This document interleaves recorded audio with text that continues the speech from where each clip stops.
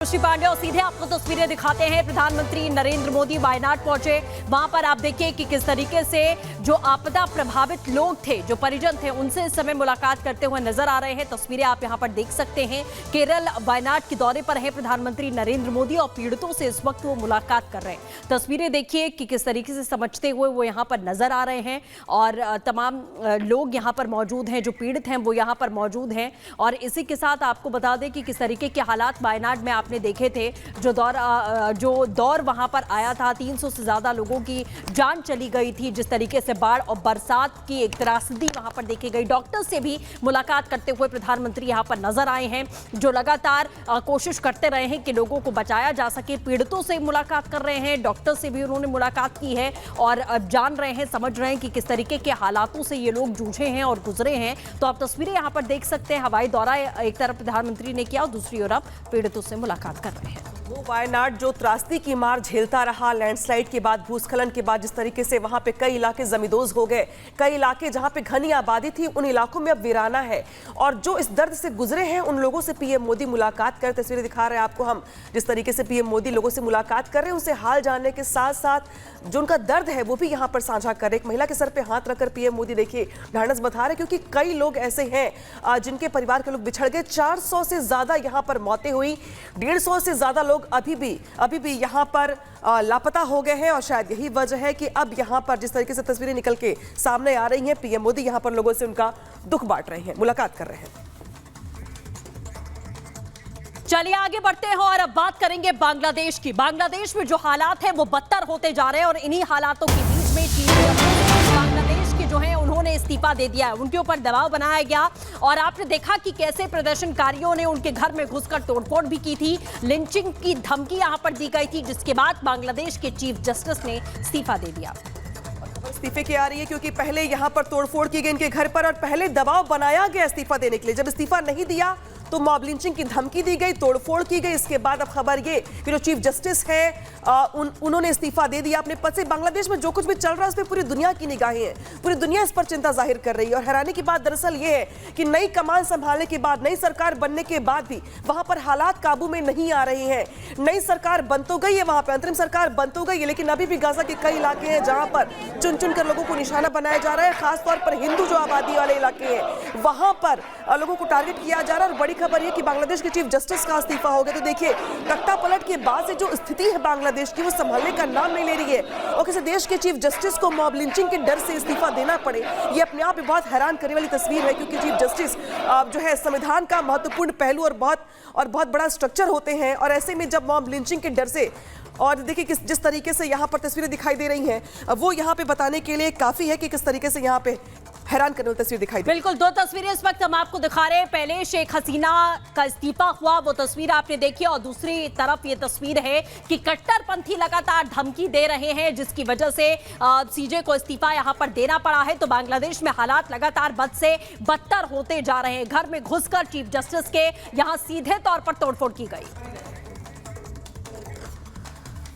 और अब बात बांग्लादेश में नरसंहार की।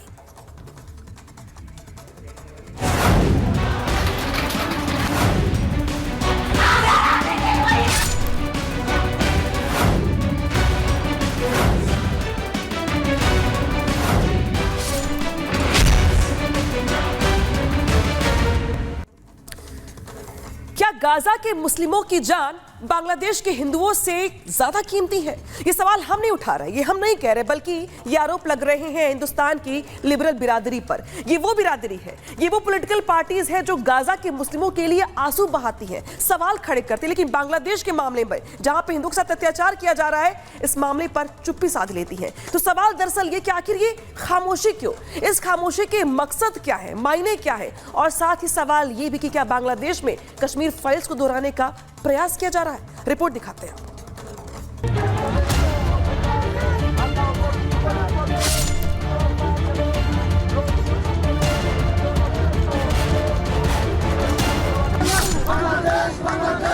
तस्वीरें अमेरिका के न्यूयॉर्क की हैं, जहां यूनाइटेड नेशंस के मुख्यालय के सामने सैकड़ों हिंदू हजारों किलोमीटर दूर सनातनियों पर हो रहे हमलों के खिलाफ इंसाफ की मांग कर रहे हैं।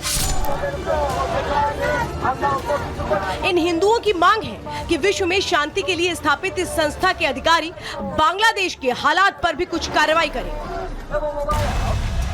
न्यूयॉर्क में प्रदर्शन क्यों हो रहा है, इसकी वजह समझने के लिए अब आप इन तस्वीरों को देखिए। ये तस्वीरें भारत बांग्लादेश सीमा की हैं, जहां हजारों लोग भारत में घुसने के लिए खड़े हैं। मुस्लिम कट्टरपंथियों के हमले से जान बचाने के लिए बंगाली हिंदू मारे मारे फिर रहे हैं। हिंदुओं की ये भीड़ ना तो वापस अपने घर जा सकती है, ना ही भारत में एंट्री कर सकती है। जान की भीख मांगते लोग बॉर्डर पर भी फंस गए हैं।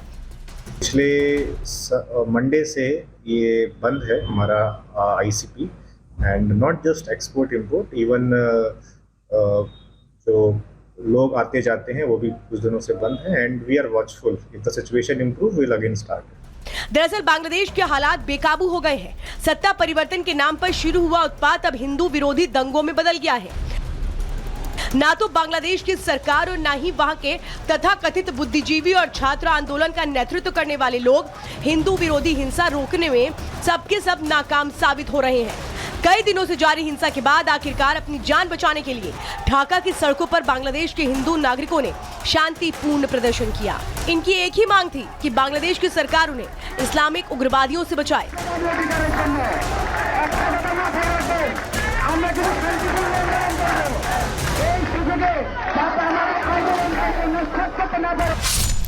बांग्लादेश की पूर्व प्रधानमंत्री शेख हसीना के बेटे ने हिंसा रोकने में नाकाम रहने पर वर्तमान सरकार के कर्ता धर्ताओं पर सवाल खड़े किए हैं।